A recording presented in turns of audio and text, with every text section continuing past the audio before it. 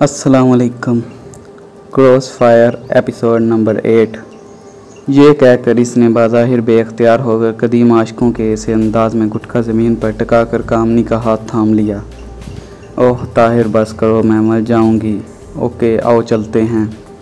इसने आहिस्तगी से अपना हाथ अलग करते हुए चलने का इशारा किया। ताहिर का दिल खुशी के मारे उछल रहा था। इसे शानदार और नाकाबिल यकीन कामयाबी हासिल हुई थी। दिल ही दिल में मैं अपनी शानदार अदाकारी पर इसने खुद ही अपने आप को दाद दी और इसके पीछे पीछे चलने लगा। दोनों ने 7-8 मिनट तक ये मुश्किल रास्ता खामोशी से और बात किए बगैर तय किया। कामनी को यूं लग रहा था जैसे अब मरते समय तक इसके दिल की धड़कतें कभी नॉर्मल नहीं होंगी। ये दुश्वार गुजार रास्ता था, लेकिन इसका देखा भला इससे पहले 2 ग्रुप इसके हाथों तरबियत मुकम्मल कर चुके थे। मामूल के मुताबिक वो संभल संभल कर कदम रख रही थी जब अचानक इसका पाँव फिसल गया और इससे पहले कि वो सर के बिल नीचे सैकड़ों फुट गहराई खाई में जा गिरे, बिजली की सी फुर्ती से आगे बढ़कर ताहिर ने इसे पकड़ लिया। कामनी इसके बाजुओं में झूल गई। इसके दिल की धड़कतें बेकाबू हो रही थीं। यूँ लगता था जैसे सीने का पिंजरा तोड़कर मन का पंछी उड़ जाएगा। कामनी गड़बड़ा कर रह गई। अभी तक इसके हवास बहाल नहीं हुए थे, लेकिन अगले ही लम्हे वो नॉर्मल हो गई। इसने सबसे पहले थैंक यू कहकर आहिस्तगी से खुद को ताहिर से अलग किया और वहीं एक पत्थर पर बैठकर अपने सांस और हरकतें नॉर्मल करने लगी। आप ठीक तो हैं ना? ताहिर ने बेसाख्ता पूछा। इस अचानक हादसे का इसने भी गहरा असर कबूल किया था। तुम क्या हो? कामनी अग्रवाल ने इसके सवाल का जवाब उलझे हुए लहजे में सवाल की सूरत में दिया था। इस पर फिर कभी बात कर लेंगे, अभी आप चलें, हम अपना राउंड मुकम्मल कर लें, इसने खड़े होते हुए कहा। कामनी उठकर खड़ी हुई। वो बड़ी उलझी हुई दिखाई दे रही थी। इसे खुद समझ नहीं आ रही थी कि उसे क्या हो गया है। ज़िंदगी में इसने खुद को कभी इतना कमज़ोर महसूस नहीं किया था। इस लड़के ने ना जाने इस पर कौन सा जादू कर फूंक दिया था। दोनों खामोशी से चल रहे थे। तरबियत के मुताबिक यहाँ इन्हें मुख्तलिफ रुकावटें अबूर करके टारगेट एरिया में पहुँचना और फिर वापस आना था, और ये मामूल की प्रैक्टिस थी। इस दरमियान बतौर इंस्ट्रक्टर कामनी ने इनकी गलतियाँ नोट करके इन्हें बच निकलने की तरकीब बतानी थी, लेकिन अभी तक वो खुद गलतियाँ करते चली जा रही थी। ताहिर ने इसे बेबस कर दिया था। एक बात पूछूं ताहिर? इसने अचानक ही एक जगह रुककर ताहिर की आंखों में झांका, जहाँ सिवाय मासूमियत के और कुछ इसे दिखाई नहीं दे रहा था, क्योंकि ताहिर ने इस दौरान अपना चेहरा मुस्तकिल मांगने वाला जैसा बना रखा था। पूछिए, इसमें इजाज़त लेने वाली क्या बात है? ताहिर ने इसकी आंखों में झांकते हुए कहा। तुम कौन हो? अचानक ही कामनी अग्रवाल इसकी तरफ घूम गई। मैं? काश कामनी जी मुझे इल्म होता मैं कौन हूँ। आप यकीन जाने मुझे आज तक अपने आप से इस सवाल का जवाब नहीं मिला। इसने संभल कर फ़लसफ़ीना अंदाज में अख्तियार किया। हालांकि कामनी के इस सवाल पर एक बार तो इसका दिल धड़क से रह गया था। गोया तुम बताना नहीं चाहते? कामनी ने खड़े खड़े कहा। मैंने ऐसा नहीं कहा, ताहिर ने जवाब दिया। ताहिर, क्या तुम्हें मुझसे मोहब्बत हो गई है? कामनी ने बराह रास्त सवाल करके इसे बज़ाहिर बौखला देना चाहा। हाँ, मैं ईमानदारी से कह रहा हूँ, ताहिर ने बड़ा मोहतात लहजे में अख्तियार किया था। तुम जानते हो मैं कौन हूँ? और तुम कौन हो? कामनी ने अब चलना शुरू कर दिया। हाँ, मुझे इल्म है, लेकिन इस वक्त हम दोनों एक ही कश्ती के सवार हैं। जिस देश से आपकी वफ़ादारी है, मैंने इसकी मुलाजमत अख्तियार कर ली है। इसी के लिए काम कर रहा हूँ। ताहिर ने अपनी दानश में इसे मुत्तमिन करना चाहा था। ताहिर, तुम्हें यकीन है कि तुम सच बोल रहे हो? कामनी ने यह बात इसकी तरफ देखे बगैर कही थी, लेकिन ताहिर को लर्ज़ा कर रख दिया था। कामनी जी, मैं सच बोल रहा हूँ या झूठ, इसका फ़ैसला शायद अभी ना हो सके, लेकिन जल्दी ही हो जाएगा। मुझे आपसे सिर्फ ये कहना है कि जानबूझकर मरने का शौक़ किसी को नहीं होता। कम से कम मैं इतनी जल्दी मरना नहीं चाहता।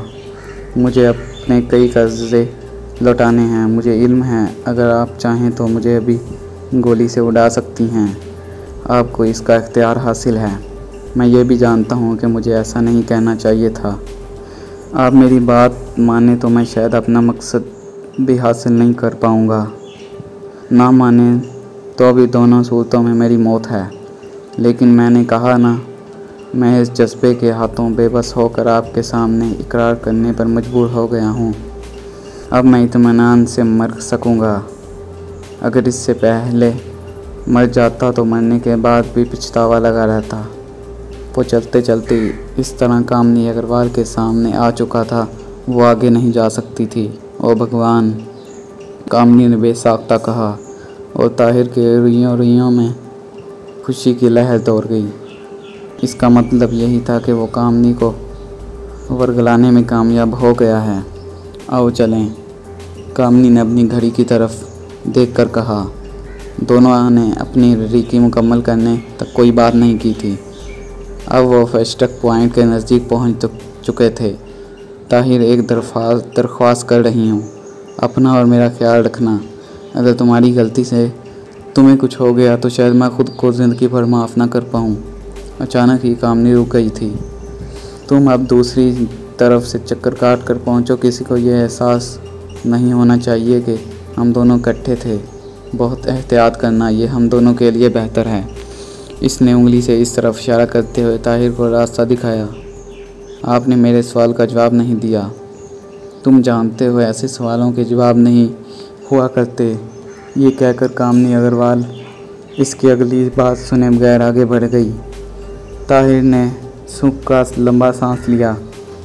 अभी तक वो कामयाब जा रहा था, वो मुतमईन था। अब कामनी अग्रवाल बचकर नहीं जा सकती थी।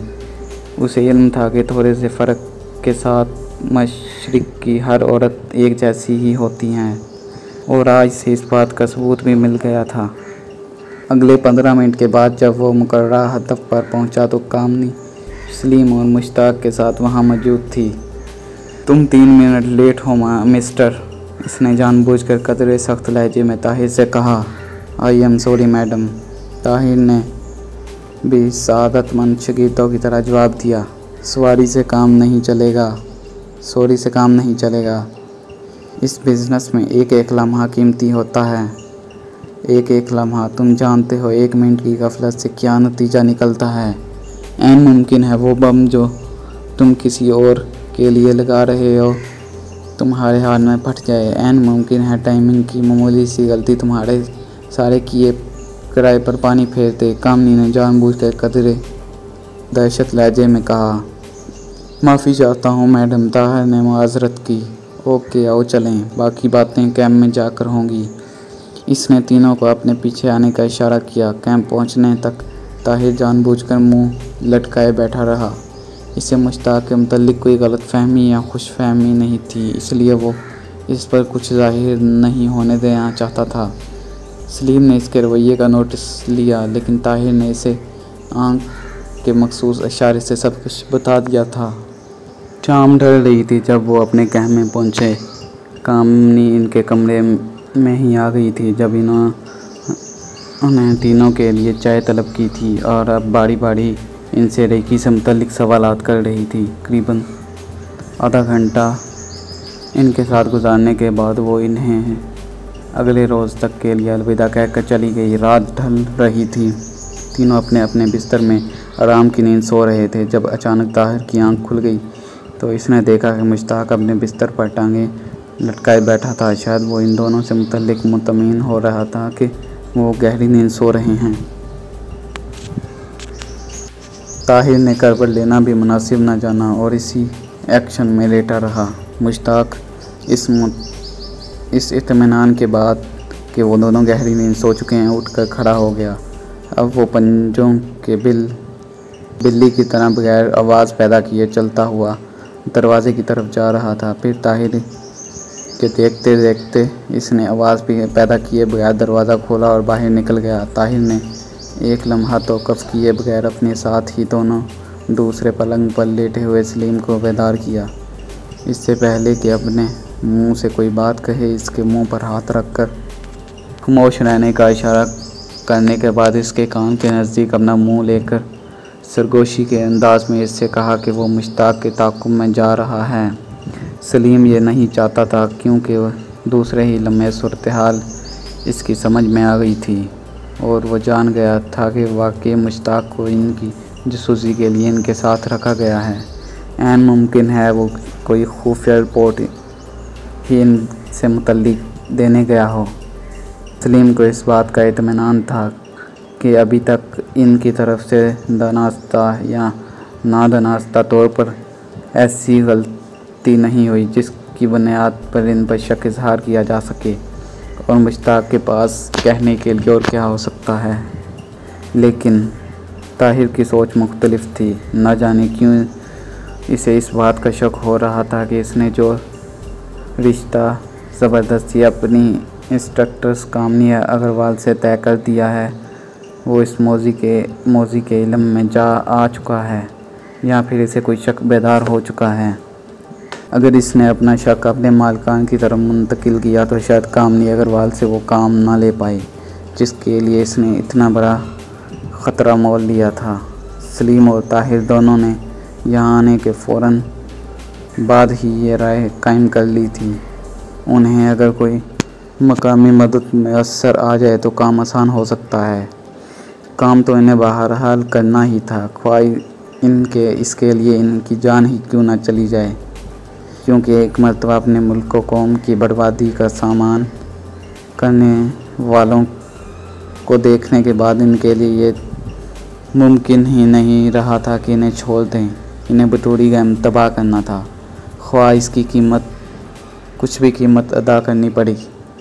और ना जाने मुश्ताक क्या गुल खिला दे। इसके ज़ाइम से बाखबर रहने के लिए ही ताहिर इसके तौक़ुफ़ का फ़ैसला किया था और अब वो इस तरह बंजों के बिल चलता हुआ दरवाजे तक पहुंच गया था।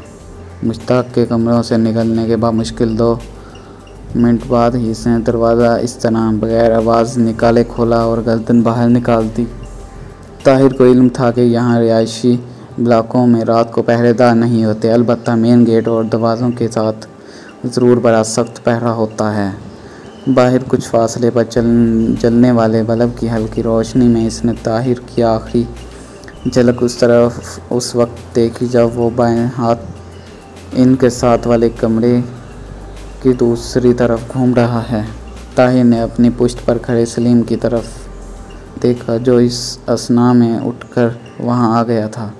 इसने सलीम को इशारे से अपना प्लान बताया और इसकी तरफ से अस्पात में जवाब मिलने पर आगे बढ़ गया।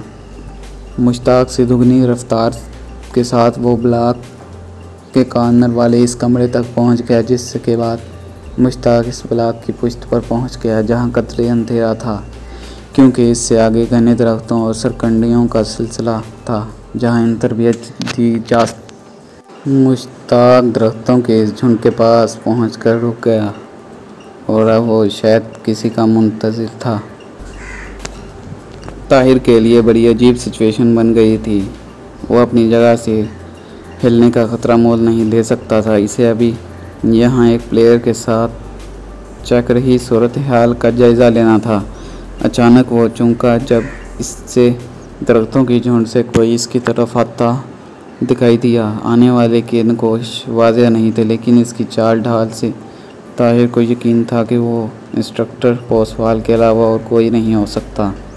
अब वो सूरत हाल को अच्छी तरह जानने लगा था, लेकिन इसकी ख्वाहिश ज़रूर थी कि वो इन दोनों के दरमियान होने वाली गुफ्तगू सुन सके।